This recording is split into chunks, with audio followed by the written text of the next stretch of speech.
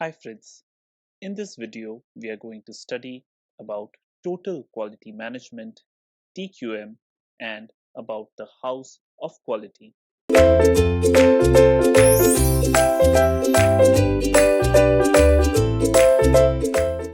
TQM was developed by William Deming, who is a famous management consultant from America and has worked heavily on contributing to the various concepts, methodologies, and philosophies in quality. Around 1950s, Deming came up with the TQM and other quality concepts, which later on became an integral part of quality management systems developed in 1968, and today the QMS is adopted worldwide in the form of international standards, ISOs, and other quality related codes. TQM shares many things in common with Six Sigma, which is an improvement process, but it is still not the same. TQM has been heavily adopted and implemented in companies, especially it has a great impact on the Japanese manufacturing sector, which boomed heavily during that time. TQM focuses on ensuring that internal guidelines and process standards reduce errors, while Six Sigma looks to reduce the defects during the manufacturing process. The TQM can be defined as an integrated management approach which deals with the optimal utilization of all organizational resources to ensure every job process is carried out right the first time and every time. Also, TQM can be called a management philosophy because it embraces all the activities that happens in an organization, makes them customer centric, binds the expectations of the community, the objectives of the organization by maximizing the potential of all employees, and thus continue them to deliver better and adopt continuous improvement.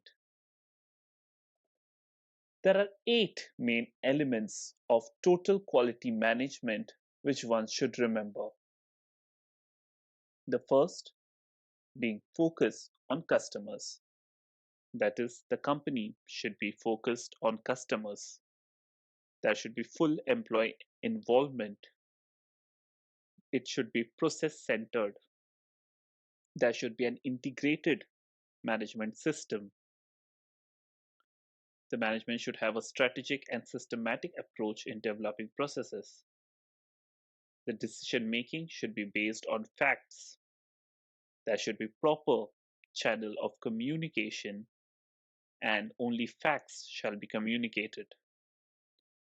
There should be continuous improvement if any errors etc. is seen. The management as well as employees must try to improve the process through the PDCA cycle. The main benefits of adopting and implementing TQM are that it makes the organization more competitive, which is most important in today's time. It helps in establishing a new culture, enables the growth, and ensures longevity of these organizations. Providing a working environment in which everyone can succeed, that is, giving an equal opportunity for everyone to improve. Because of established processes, it helps in reducing stress on an individual person, wastages, and friction among team members. TQM helps to build teams, partnership, and cooperation amongst each other while keeping the focus on quality. The TQM framework is shown as the principles taken up from the quality gurus that we studied in the previous chapter, like Deming, Juran, Ishikawa, Crosby, etc. the main principles and practices, which was centered on people and relationships, along with various important tools and techniques that we studied earlier, comes together to develop products or services which, when taken to the customer, ensures that total quality management is achieved. The main elements of TQM can be summed up in this house of quality diagram. The 8 elements that we spoke are ethics, integrity, trust, leadership, teamwork, training, recognition, and communication. As you can see, communication is the one which goes around the entire house, binding it together, while ethics, integrity, and trust forms the foundation of the house of quality. If you don't have ethics, you cannot survive in the market. And without trust, it is impossible to work in the organization. The center portion consists of the leadership, the teamwork, and the training that is provided to the team continuously so as to they can improve in their respective fields. This will build up the main organizational structure. At the top or at the roof of the house of quality, we have recognition. Without duly recognizing and rewarding the work for quality, it cannot be sustained. Hence, it is utmost important that the leadership or the management recognizes due talent, and this all is ensured binded together while communication in every direction. So let us study each of these elements in detail. Ethics, or the organizational ethics, establishes a business code that the guidelines for all employees, and they should adhere to performing according to the organizational ethics. People can also have their own individual ethics, which can be based upon their social background, religion, etc., which includes their personal rights or wrongs. Integrity implies to being honest, having values, and adhere to facts and sincerity. Always display integrity while talking to your customers, both internal and external, and expect the same. Trust is always a byproduct of integrity and ethical conduct together.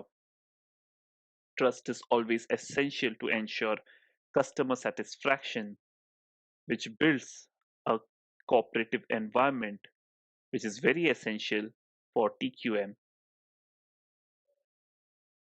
The other elements are training and teamwork.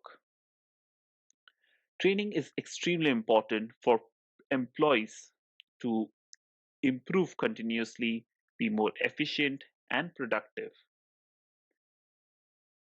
During the formation of TQM, employees must be trained so that they are more focused towards the company's objectives, improve their technical and managerial skills. Teamwork is also a key element of TQM. When teams provide good inputs, the processes and operations automatically improves, becomes more smoother, and people feel more comfortable to focus on solutions rather than problems. Leadership is again a key element of TQM. It appears everywhere in the organization. For TQM to be successful in the business, the supervisor must be committed in leading his employees. A key point is also that TQM should always be introduced and led by the top management and enforced down the hierarchy from top to bottom. Recognition, which is at the top, is the last and the final element in the entire system that we saw. It should be provided for both achievements as well as suggestions that individual members of a team provides. Every employee strives to get recognition and is a key factor of motivation at job. Recognition comes in its best form when it is immediately following an action that an employee has performed. It can be for different types of ways, places, and time that is recognizing given at any time, like staff meetings, annual awards, at banquets, corporate events, etc. Communication, again, the one which binds all of the other seven elements together. It is a vital link, and the success of TQM is completely dependent upon the chain of communication that is adopted and followed among the organization members. Communication can be successful only when there is a sharing of correct and vital information.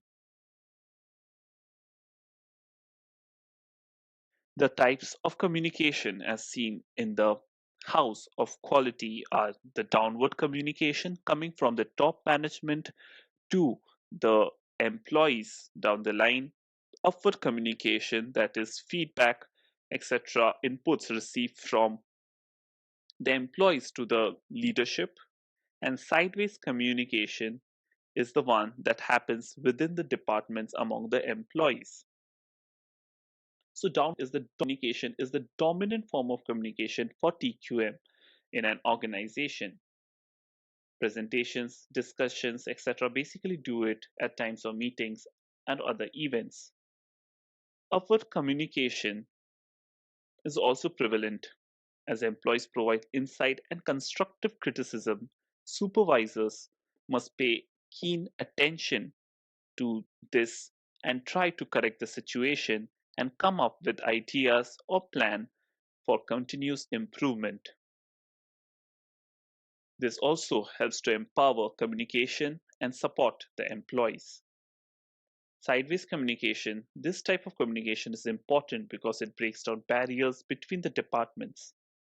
It also allows dealing with customers and suppliers in a much more professional manner.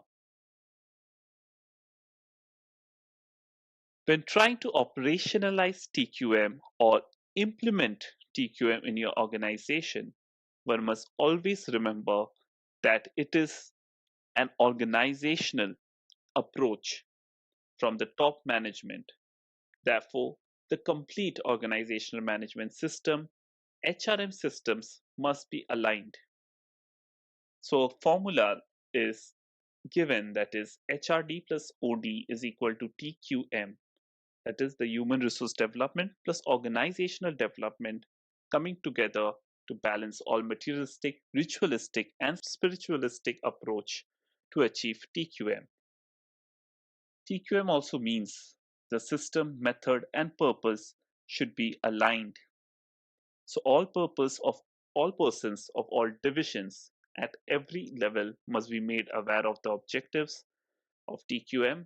The method is through the management, implying and using various analytical methods, and the purpose should be clear to everyone, that is, to achieve quality, safety, reduction in cost, timely delivery, and customer satisfaction.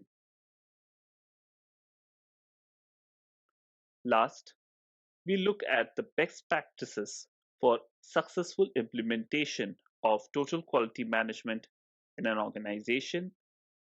These are the 9 points, which includes effective leadership, customer satisfaction, building quality culture, developing high performing processes, improving the product's quality and its reliability, focus on creativity and innovation in the organization, build supplier partnerships to reduce cost and reliability is increased, continuous improvement must be done by measuring the quality at every stage, eliminating the root causes by using various types of tools like we had seen, the Ishikawa diagram, the fishbone diagram, to avoid any failure cost. Thus, TQM forms a very important part of quality management system. Thank you.